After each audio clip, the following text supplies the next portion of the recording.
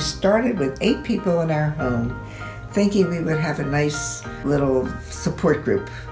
And little did we know that it would grow and grow to where we are now with 190 chapters in 46 countries. We're so proud of it, and we're so happy to have helped so many people through this journey.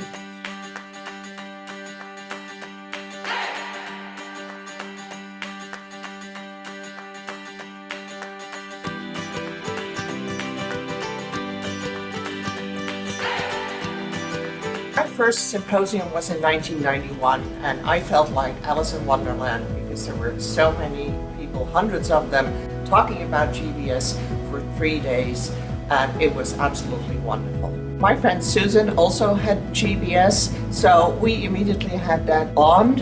I think these friendships happen to a lot of people at the symposium. It's like friends meeting for the first time. The Board of Directors is made up of a diverse group of individuals that bring various areas of expertise, some in the finance areas, others in advocacy, marketing, of course our medical advisory board representation. The most important thing I think is that people don't feel like they're the only ones in the world who have this disease, but they get to meet other people who can share their experiences and give them tips as to how to improve their lives. It's good to see people and meet people where they're farther along or maybe not as far along, and it kind of gives you hope that maybe you'll get back to some sort of normalcy. This huge journey of just battling with CIDP, I hooked up with so many great people everywhere that we're all in this fight together, and even if they weren't fighting, they were just there as support to let me know that I wasn't alone. The walk and roll is so empowering.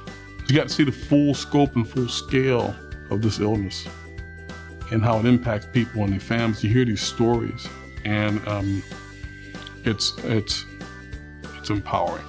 It was really exciting for me to do a chapter meeting for many reasons. First, a lot of my patients came, so they got to meet me and see me outside of the office, and we could chat just about their lives in general.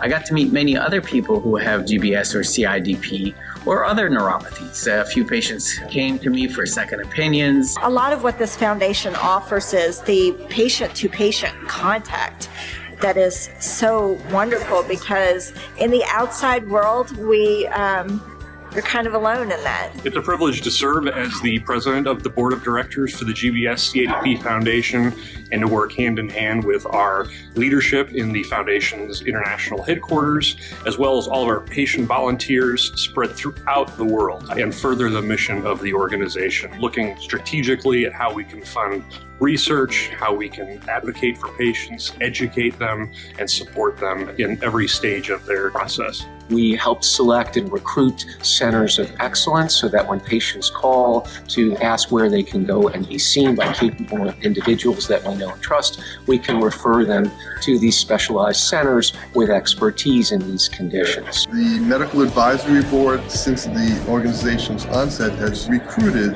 the best and most dynamic group of physicians and scientists working in the field of inflammatory neuropathy. The GBS-CIDP Foundation has been the cornerstone for patients who have GBS-CIDP. This award helping me connect with patients who have GBS and CIDP, as well as other researchers who are working on this disease. It's really exciting to be launching this new CIDP GBS registry.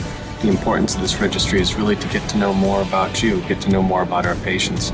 The more we know, the better we can treat, the better we can diagnose. The foundation is the voice of the GBS-CIDP, MMN, and variants community, and that voice extends to policymakers on Capitol Hill.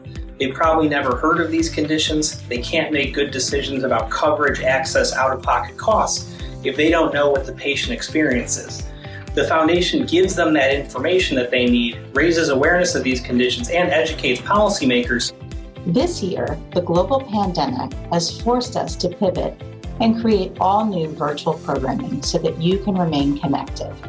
Through the following programs, close to 10,000 members of our community have viewed or joined these virtual programs, which have included our Ask the Expert sessions, virtual chapter meetings, coffee chats, walk days, and of course, virtual summit. Keep an eye on our website for continued updates on these programs. 40 years? I cannot believe it. What a journey.